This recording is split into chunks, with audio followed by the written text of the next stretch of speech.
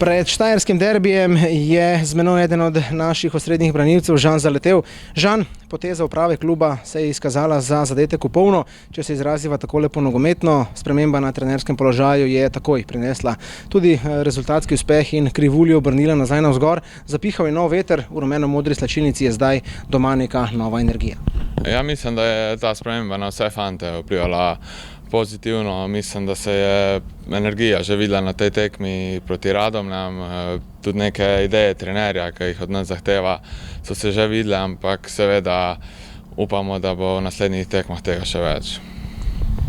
Po zmagi proti Kalcerju v četrtfinalu pokala smo v današnjem žrebu dobili tudi že nasprotnika v polfinalu pokala Pivovarne Union. Posebnih želja verjetno, Žan, nisi imel, lahkih nasprotnikov ni, bomo pa igrali doma. Ne, sigurno ni nobena ekipa v polfinalu, ni več lahka. Je ena pozitivna stvar, da bomo igrali tukaj na domačem terenu. Upam mogoče, da že v prisotnosti gledalcev, čeprav to ni moja stvar.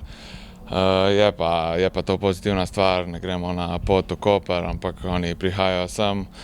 Ampak na koncu koncev tudi to več ne pomeni toliko, tako da bo to druga tekma zase, po kateri pa zdaj še ne razmišljamo.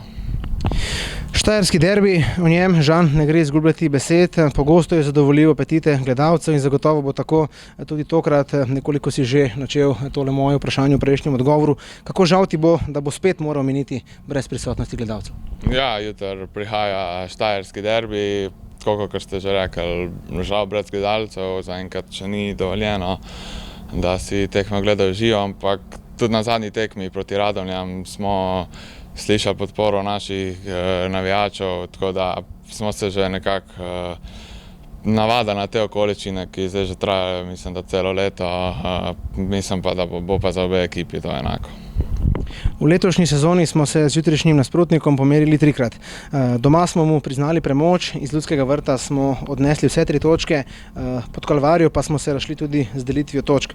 Mariborčani v knežjem mestu zdaj prihajajo po izpadu iz pokalnega tekmovanja, a neštetokrat so že vijoličasti potrdili tisti stari rek, da je ranjen lev še bolj nevaren. Tudi tokrat bodo zagotovo izjemno zahteven tekmec. Ja, vemo, kdo jutri prihaja v Celje, mislim, da ni treba zgubljati nobenih besed o tem, kakšna ekipa je Maribor. Mogoče, čeprav trenutno niso v neki vrhunski formi, vemo, da je vsaka tekma zase, da v vsaki tekmi se lahko zgodi 100 stvari, tako da ne smemo gledati, kaj je bilo prej, kaj je bilo med tednom, ampak se samo osredotočiti na jutri.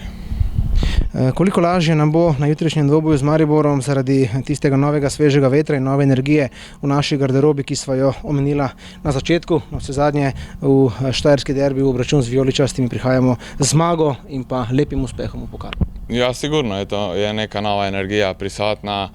Mislim, da tudi ta zadnja zmaga nam je vlila dodatno samozavest, ki nam je v zadnjih časih primanjkovala. Tako da upam, da bo to povod za dobro tekmo iz naše strani.